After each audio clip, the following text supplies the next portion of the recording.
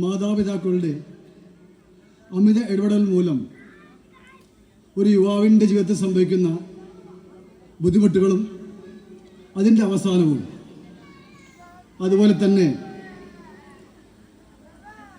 എന്തെങ്കിലും പ്രശ്നങ്ങൾ വന്നാൽ അതിനെ അതിജീവിക്കാൻ, അതിനെ ഫേസ് ചെയ്യാൻ കഴിയാത്ത നമ്മുടെ ന്യൂ ജനറേഷൻ എന്ന് വിളിക്കുന്ന യുവതലമുറയുടെ ഒരു നേർക്കാഴ്ചയുമാണ് ഞാൻ ഈ ഏകാഭിനയത്തിലൂടെ അല്ലെങ്കിൽ ഒരു മോണാക്റ്റിലൂടെ നിങ്ങളോട് പറയാൻ പോകുന്നത്. പിന്നെ എനിക്കൊരു ധൈര്യമുണ്ട്. കാരണം എന്താ പറയുക, ഈ കലാതീരം റെസിഡൻസ് അസോസിയേഷൻ നമ്മളൊരു കുടുംബമാണ്. അതുകൊണ്ട് ആരും ചെറുപ്പോ കല്ലോ ഒന്നും എറിയില്ല എന്നൊക്കെ വിശ്വാസമുണ്ട്. കാരണം ഞാൻ അങ്ങനെ അഭിനയിക്കാറൊന്നുമല്ല. നമ്മൾ കുടുംബം നമ്മളെല്ലാവരും പങ്കെടുക്കേണ്ടത് മാത്രം വിചാരിച്ച് പങ്കെടുക്കുകയാണ്. അടുത്ത പ്രാവശ്യം നിങ്ങളൊക്കെ പങ്കെടുക്കണം, അതാണ് ഉദ്ദേശം. അതുകൊണ്ട് ചെറുപ്പം കല്ലൊന്നും എറിയല്ലേ. ഓക്കെ, നമുക്ക് നിങ്ങൾ സഹകരിക്കുമെന്ന പ്രതീക്ഷയോടെ തുടങ്ങാം.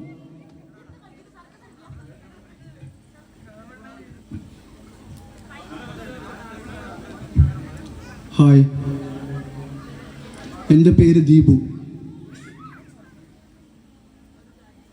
ഞാനെൻ്റെ ജീവിതത്തിലെ ഏതാനും അവസാന നിമിഷങ്ങളാണ് നിങ്ങളുമായി പങ്കുവയ്ക്കാൻ പോകുന്നത്. അതെ, ഇതെൻ്റെ ജീവിതത്തിലെ അവസാന നിമിഷങ്ങളാണ്. കാരണം ഞാൻ മരിക്കാൻ പോവാ. യെസ്, ഞാൻ മരിക്കാൻ പോവാ. അതിനുള്ള കാരണം നിങ്ങളും നിങ്ങളിലൂടെ കുറച്ച് പേരെങ്കിലും അറിയണമെന്ന് എനിക്കൊരു ആഗ്രഹം, മരിക്കുന്നതിന് മുമ്പുള്ള ആഗ്രഹമാണ്. അതുകൊണ്ട് നിങ്ങളുടെ മുമ്പിൽ ഞാൻ പറയാൻ പോവാണ്. എനിക്ക് എൻ്റെ ജീവിതത്തിലെ ഏറ്റവും ഇഷ്ടം എൻ്റെ അമ്മയോടും, പിന്നെ പാട്ട്, സംഗീതം. പാട്ട് എൻ്റെ ഹൃദയത്തിലുണ്ടായിരുന്നു, സംഗീതം അതെൻ്റെ ശിരസിലുണ്ടായിരുന്നു.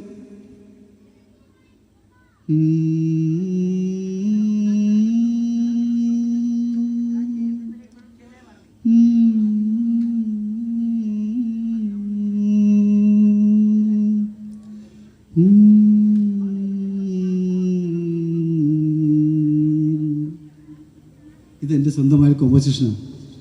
ഇതെന്നല്ല, ഞാൻ ചെറിയ കാലത്തിനുള്ളിൽ ഇതുപോലെ ഒരുപാട് ചെറിയ ചെറിയ പാട്ടുകൾ സംഗീതം കൊടുത്തിട്ടുണ്ട്, പാടിയിട്ടുണ്ട്, എഴുതിയിട്ടുണ്ട്.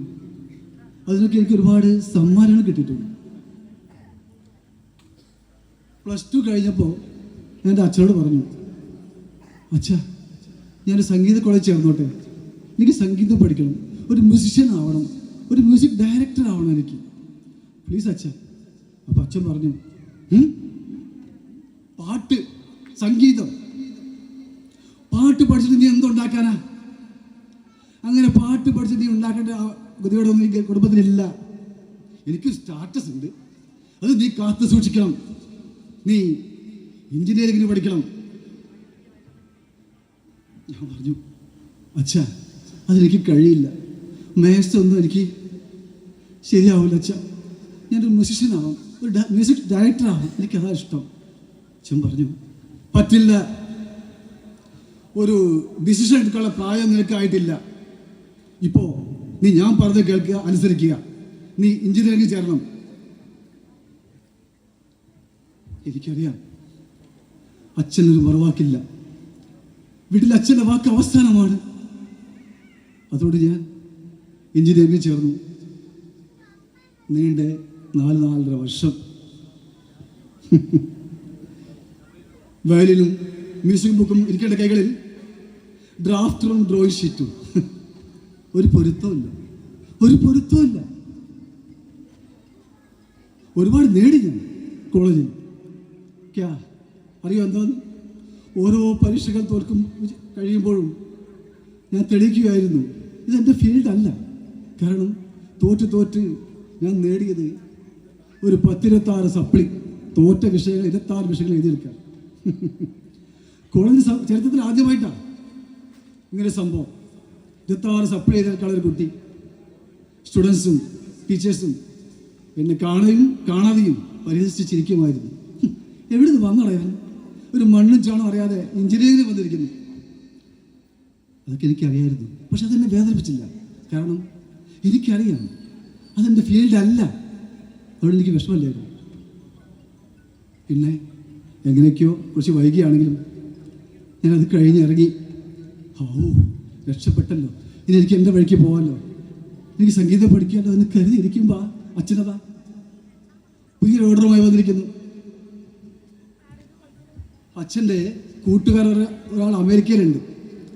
അദ്ദേഹത്തിൻ്റെ കൺസ്ട്രക്ഷൻ കമ്പനിയിൽ ഞാൻ എഞ്ചിനീയറായിട്ട് ജോലിക്ക് പോകണം, വേഗം തയ്യാറാവണം.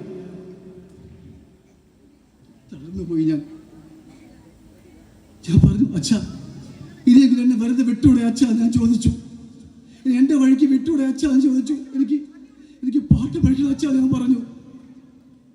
അച്ഛൻ പറഞ്ഞു, പാട്ടും പാടി ഓടി നടക്കാൻ പറ്റില്ല. കുടുംബത്തിൻ്റെ അന്തസ്ഥിതി കാത്തു സൂക്ഷിക്കണം. നീ അമേരിക്കയിൽ പോകണം, അടുത്ത ആഴ്ച വിസ വരും, തയ്യാറായിരിക്കും. കാല് പിടിച്ച് പറഞ്ഞു ഞാൻ. കേട്ടില്ല അയാൾ കേട്ടില്ല. സോറി, അയാളല്ല, അച്ഛനാണ്, ബഹുമാനിക്കണം. അച്ഛൻ കേട്ടില്ല. എൻ്റെ ജീവിതം എന്നെ കൈവിട്ട് പോകുന്നത് ഞാൻ അറിഞ്ഞു.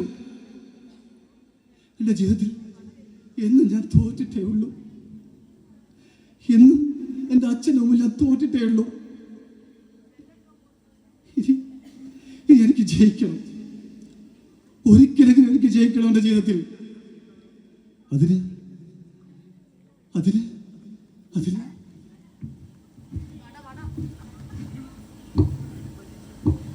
ഞാൻ തിരഞ്ഞെടുത്ത വഴി എൻ്റെ മരണമാണ്. അതിന് ഞാൻ തിരഞ്ഞെടുത്ത വഴി. യെസ്, ഞാൻ മരിക്കാൻ പോകും.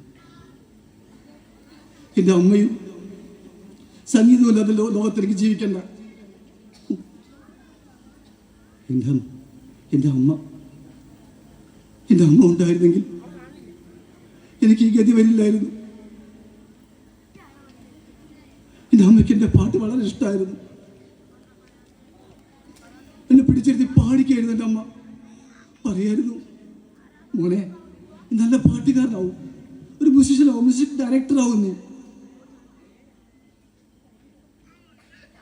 പക്ഷെ അമ്മ പോയി. അമ്മ എന്നെ വിട്ടുപോയി.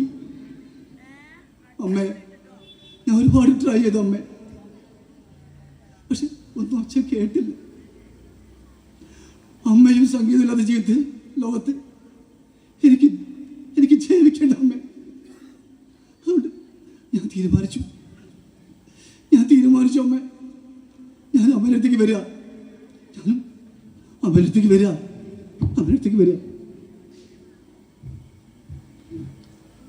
ഈ വിഷം കഴിച്ച് ഞാൻ മരിക്കാൻ പോവാ ഞാൻ.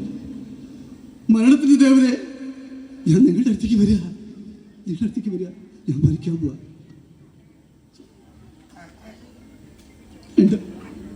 എനിക്ക് മരിക്കണം, എനിക്ക് ജീവിക്കാൻ ഇഷ്ടം.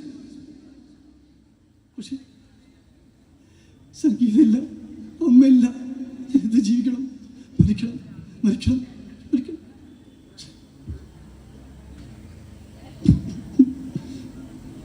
Come on, Dibu, Dibu. നീ മരിക്കണം. നീ ആർക്ക് വേണ്ടി ജീവിക്കണം? സംഗീതം നിനക്കില്ല, എൻ്റെ അമ്മ പോയി, എൻ്റെ അച്ഛൻ നിനക്ക് വേണ്ട, അച്ഛൻ നിന്നെ വേണ്ട. നീ ആർക്ക് വേണ്ടി ജീവിക്കണം? നീ മരിക്കണം ദീപു, നീ മരിക്കണം. യെസ്, ഞാൻ മരിക്കണം.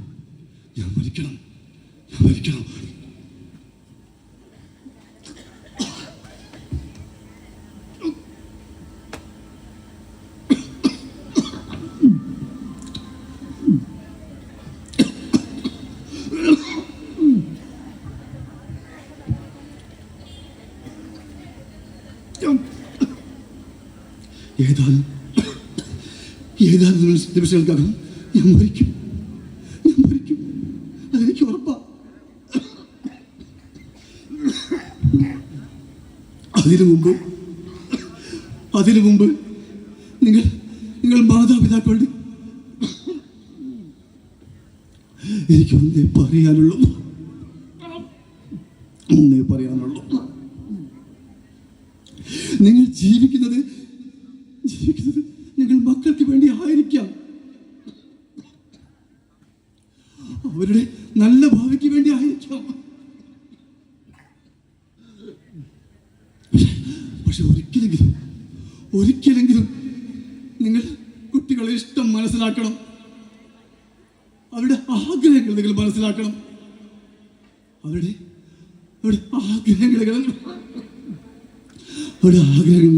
അരിഞ്ഞു കളയരുത്. അവരുടെ ആഗ്രഹങ്ങൾ നിങ്ങൾ അരിഞ്ഞു കളയരുത്.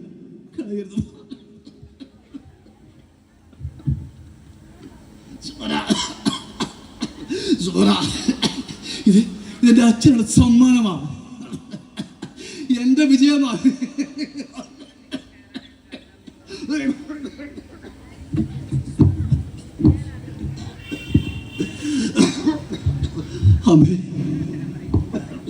അമ്മേ, ഞാൻ അമ്മേന്റെ മടിത്തട്ടിലേക്ക് വരികയാണ്. അമ്മേ, എന്റെ അമ്മേന്റെ മടിയിലേക്ക് വരികയാണ്. അമ്മേ.